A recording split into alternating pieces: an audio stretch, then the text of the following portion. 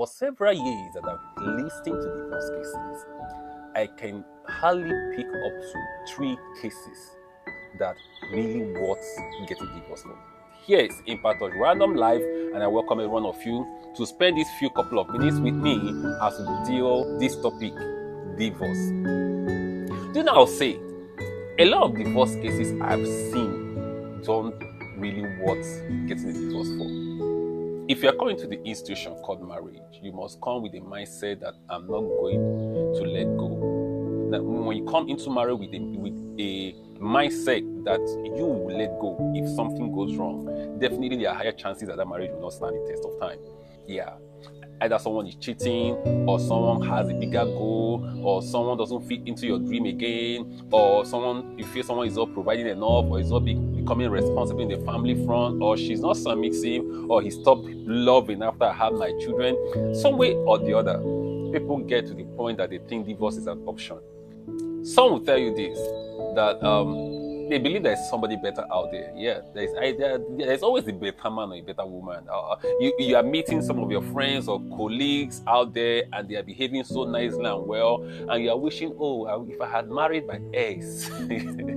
If you have married your ex, who have been a beautiful thing, and you actually made a mistake, you see, there is hardly a couple that doesn't get to that point that they begin to think that somehow they made a mistake marrying who they got married. All right, and you get to that point, begin to think that there's something better outside there, that probably you made a wrong choice. And once you get to that point, that mindset becomes predominant, with you begin to find fault in your marriage. Romance begins to die. All right, communication begins to cease, things begins to go down, and before you know, issues begin to surmount and break up.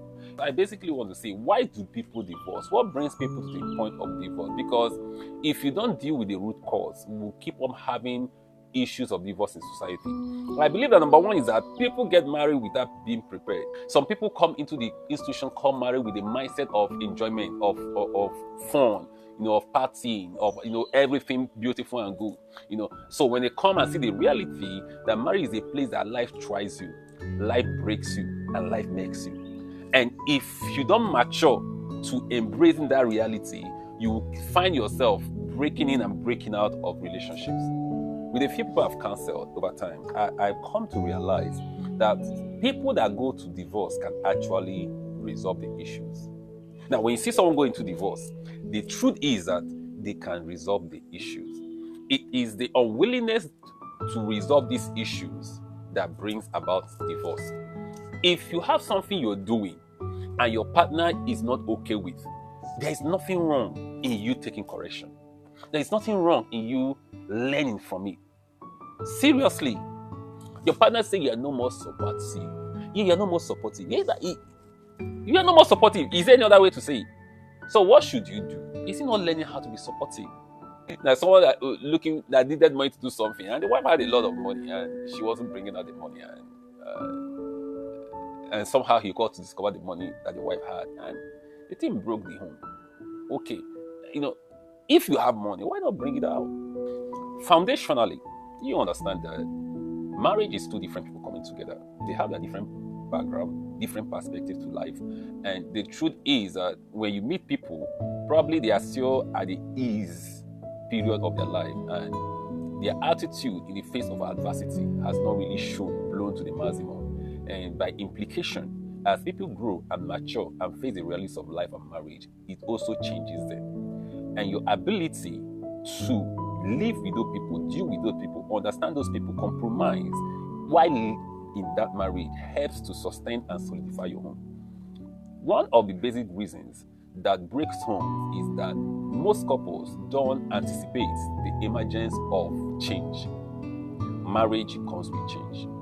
I can tell you, for an example, when a man gets married, he has no huge responsibilities, basically taking care of himself and one or two of his family members. And then he finds a lady and walks into marriage and taking care of somebody else. It doesn't really feel alarming because there are one or two people you'll be taking care of. So the only solution you have is kind of withdraw how often you take care of secondary issues and focus mainly on your marriage, trying to build a home, trying to solidify a home, trying to invest and raise some funds. And in the process of that, the children start coming, the bills start increasing, demand start rising. Now you are not just taking care of one or two people in your family. You also have one or two people in your in-laws family that has needs. And when marriage grows to that level, people tend to change. Their presence becomes more difficult. They might even be present without being present. Like a man can be talking with you and he's not with you because his mind is somewhere else, trying, how am I going to sort out this issue? How am I going to sort out this stress? And what some women need to understand is that most times your man may not talk to you because he doesn't want to weigh you down. And even at that same moment, he's lost in his own thoughts, that you think that he's no more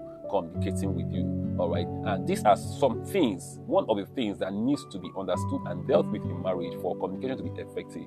I listened to one funny podcast, one funny content on TikTok, and that was yesterday. This is about a couple, and the girl was just saying something very interesting, funny, but quite interesting, that every time she talks to her husband, he'll say, okay, fine, okay. Then he's busy on his phone, and he can spend 2, 3, 4 hours on his phone. And then when he's done, he will now ask the wife about something, obviously something the wife had been talking about, and he was saying okay. So the truth is that he was present, but he was not present. In other words, you can be gisting with your husband and he's saying yes, but some way, somehow, his mind might not be entirely there. Because even while he's fiddling with his phone, his mind might be something. Even the chat he's chatting, even the Twitter he's checking, even the Facebook he's doing, it might not even really be where his heart is. He might just be using that as a distraction for him not to feel the weight of something else. But even in the presence of what he's doing, he's thinking of something weightier. Now the lady says something I love so much. He said, had it been she knew this when she got married, that it would have saved them a lot of fight in the marriage. That you are talking to your husband, and at the end of the day, you realize he probably did not even pick anything you said. It's only when he now drops that phone or drops that project that got his mind fixated on, that he will now come back to you and say, see, and where the ladies will now begin to learn that until man give you his full attention, don't assume that he's listening to you. All right. So that is on one side of it. I believe it looks little, but it's a serious issue, because when your wife begins to think that you don't listen to her, she begins to feel bad about herself. And when a man, begin to make a man feel that he's not listening to you, he also begins to feel bad because he feels that you don't really understand the weight of what he's carrying. So where do we get the balance? Wife, when you are with your husband, try as much as possible to understand his state of mind. Try to know what he's going through. Try to know, you must find your own medication for his healing. And it differs for couples. See, in marriage, you must find the right medication for your partner's healing. And this differs for couples. If you don't find the right medication for your partner, marriage will be difficult. Marriage will be very, very difficult. And find the right medication is, when you get in the hospital, you want to buy drugs, and you dash into the pharmacy, and you are like, what happened to you? You say, I have headache, and at midnight I can't sleep. Then I'm having stomach upset, and they'll ask you if you have any pain on your throat or anything. Have you been eating well, or have you been sleeping well? And with that, they'll be able to prescribe the right medicine for you. See, when you marry someone with their own issues, and you must be in a position to be the right prescription for their life, that regardless of what state they find themselves in, you can bring healing. What makes marriage grow is healing. What makes marriage grow is infilling. Now, if you are with somebody you cannot bring healing and wholeness to, you are going to struggle in that marriage. Now, the Bible is explicit about it. The Bible says that I will make him a helpmate that is compatible with him, that is comparable with him. Now, God made someone to bring healing. God created someone to bring wholeness. You must understand that in your marriage, your primary assignment is to bring wholeness. See, a lot of people come into marriage carrying their personal baggage. A lot of people come into marriage carrying their own idea of marriage. You come into marriage carrying what you think you should achieve or you become in marriage. Marriage is not for you if that is your goal. Because marriage is not meant for people who are not found fulfillment in themselves. Marriage is not meant for people who are not found fulfillment in yourself. It's only when you are fulfilled in yourself that you find somebody that you can be compatible with. Somebody you can be whole to. Somebody you can add value and meaning to their lives. And this is why we have problem with this 21st century, that people come into marriage looking for who to complete them and not who to complement them. If you're not complete, you have no business coming to marriage. So first of all, know that marriage is not meant to complete you.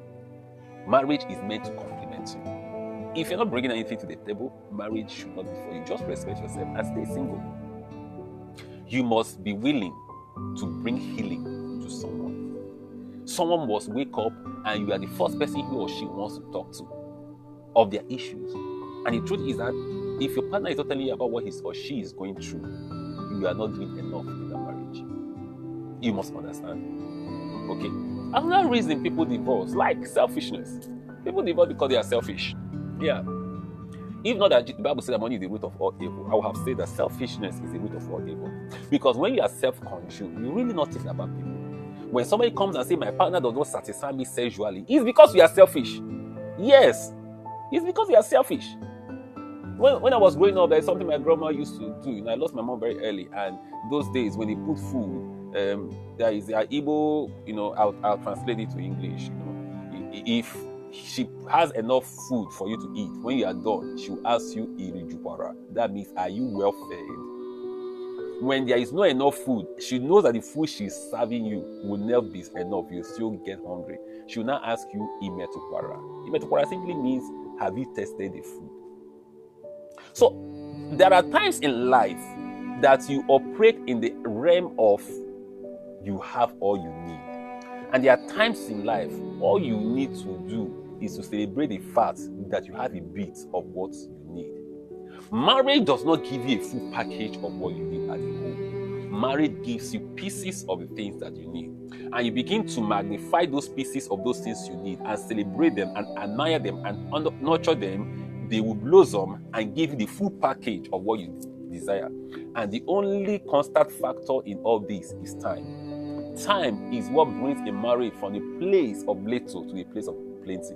And even if your marriage is wholesome from the early days, it still needs time for you to nurture it so that it will never degenerate to the little or to nothing. So in the concept of marriage, you come in with a mindset that there's going to be seasons and times where things are going to be good, when things are going to be bad. So what attitude am I going to show? How am I going to deal with these realities? How am I going to deal with these issues? When my partner starts misbehaving, when my partner stop meeting my expectations, when things change in marriage, when my own personal tastes and decisions and ambitions begin to change in marriage, how do I handle it? Now, these are important questions you need to answer.